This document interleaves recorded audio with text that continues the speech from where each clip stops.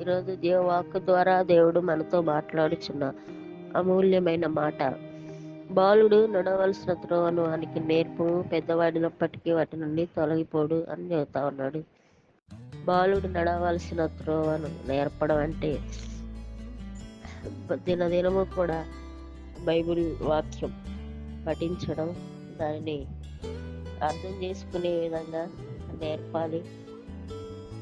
పఠించడం కాకుండానే అర్థమయ్యే రీతిలో వారికి నేర్పాలి, చదివించాలి, మనము నేర్పాలి. నేర్పిన దానిని వారు అర్థం చేసుకొని దాని ప్రకారం నడుచుకుంటే పెద్దవాడైనా కానీ ఆ మార్గాల నుంచి తొలగిపోడు.